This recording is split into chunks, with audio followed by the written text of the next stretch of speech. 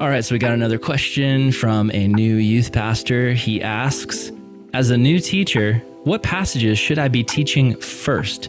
What would capture the most attention from the hearers? Should I be teaching from the Old Testament or the New Testament? What do you think, Brian? Really good question. This was something that I thought a lot about, not even just as a new teacher, but continuing through my time as a teacher, and particularly thinking with the middle school ministry that I was leading, I was only going to have those students for 3 years. What I would focus on is don't necessarily worry about what to teach first.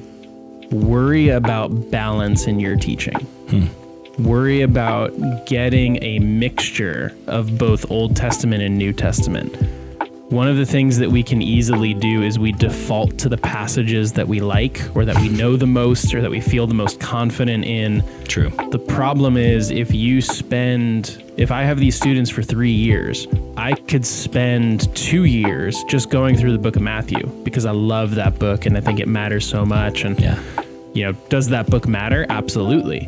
Is that 2/3 of what the students need to know about the Bible? Probably not. I probably need to get more balance in there. So I would focus on balance more than what do I do first. That's really good. What I would add is focus on balance, but also focus on Christ. Make sure that your preaching and your teaching is Christ-centered. You can teach, if you're a church that does books of the Bible, right? What are your options? Old Testament and New Testament. If you're a church that does more topicals, you can talk about anything you want, really. And my youth group did both. Sunday mornings was going through books. Wednesday nights was more of a topical message. But the reality is, it's very easy to teach from the Old Testament and miss Jesus. It's very easy to teach a topical message and miss Jesus. And then, actually, it's very easy to even teach from the New Testament and miss Jesus. Jesus can just become a character in the story and not the central focus of the story. So my encouragement is not to think through, what's going to capture their attention the most. I think Jesus captures people's attention. I think Jesus is captivating. He's compelling. He's the most essential part of our faith and our Christianity. And so whatever you're preaching from, make sure it's Christ-centered preaching. If you're interested in Christ-centered preaching and learning how to do that effectively, I would check out the Expositors Collective. It's a great podcast and resource and website by some friends of ours. And it applies to people who teach either books of the Bible or topical. It teaches people how to recenter their preaching on Christ. Yeah, they do a great job laying out this kind of teaching that focuses on Jesus rather than finding moral points from different parts of the Bible. There's one part of the question that I don't want to accuse you of thinking this way. I know that I have thought this way, which is why I want to kind of bring our attention to it. The question, what captures the most attention from the hearers? It could be coming from a place, and I know that my heart has gone to this place a bunch. My job is to make the Bible interesting, and my job is to keep my students interested. And there's a couple things with that. One, if the goal of your teaching is keeping students interested, you will become more focused on what captures attention rather than what's biblically faithful. That's the extreme danger. I'm not saying you're there. I'm saying that's the extreme danger of that mindset. The other thing to remember is when you preach what's biblically faithful, that will cause some people to tune out. Some people will want to disengage with it because their hearts are not ready to receive what it is you're sharing. That is not a failure in your preaching. There's going to be moments where it just seems like students are completely engaged. Sometimes their face just doesn't give it away. Sometimes they just look crazy bored, and then you learn that they go to small groups afterwards, and they're like, oh yeah, here are the 3 points, here are the illustrations, here are the quotes that they use, and they're like, wow, that message totally worked on that student, and I had no idea while it was happening. All that to say, trying to gauge in the moment what's capturing the attention of your hearers is often really, really difficult to do. So don't make it your focus while you're teaching. Preach by faith. Preach with confidence that God gave you that thing to say, or that it is biblically faithful. Preach in faith regardless of what you see going on your listeners' faces, and trust this is what God has anyway. It's not about what attention it receives or what attention it looks like it receives. It's about, is this what God wanted said in this youth group meeting?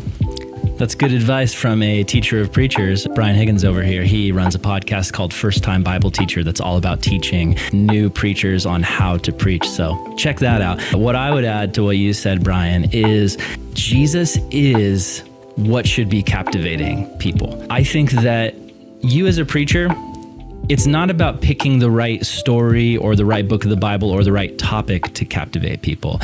You should be able to develop the skill to hold people's attention no matter what you're preaching through. No matter it's Old Testament, New Testament, topical, as long as you focus on Christ and make him the hero of the story and show people that all of the Bible is one story and it's connected and it's about Jesus. That narrative it's like what we were made for. So when people start to get that, that's what makes the Bible come alive to them. Moral lessons are good. Like morals are good. But if that's all church is, people, they eventually drift off because they realize that they can't be moral on their own. Like they try to be moral and they can't. So then moralism just discourages them. But when you show them Christ, the one who is able to help them live the good way and the good life, like that's when your preaching becomes transformative. So yeah, I would just say dig into Jesus and figure out, how do I captivate people's hearts with Christ in whatever message I'm teaching? And I would say too, to balance things, this is just my advice, so take it or leave it, but I think it's good to alternate between Old Testament and New Testament because it gives people a bigger and better picture of what's going on in the scriptures narrative. You know, when I taught the Gospel of Matthew, that's all about Jesus. That's easy, right? Like that's Jesus is king and he's come to save us and redeem us. And here's the Sermon on the Mount and what life looks like in the kingdom. But then after I taught Matthew, I did a series in the book of Judges in the Old Testament, and we called it Kingless Kingdom. And it was a look at, here's what things look like when Christ isn't in the throne. And so it was Old Testament, but we kept bringing it back to Christ and how this is how life falls apart, you know, when you're not putting Jesus in the proper place that he was in Matthew. Yeah, and one of the things that is so important in teaching, particularly youth ministry, is giving students some kind of overview of what's going on throughout each section of the Bible. So I had a Word document on my computer where before I selected what book are we going to teach next, I had the different sections of the Bible broken out by genre. So I had like historical narrative in the Old Testament, prophecy, the wisdom books, the Gospels, New Testament letters. Like I had it broken out to have like 6 or 7 different categories. And I would keep track of every book that I had taught and where it fit in those different categories in the last 3 years. That's solid. So that way I was making sure that students would get some balance of each of those places. Even if they only got like Ecclesiastes as their wisdom book, it gave me an excuse to explain to the students what was going on in each of those wisdom books. Solid stuff. Preach Jesus, be balanced, and make sure they know that the Bible is all one story that points to Christ.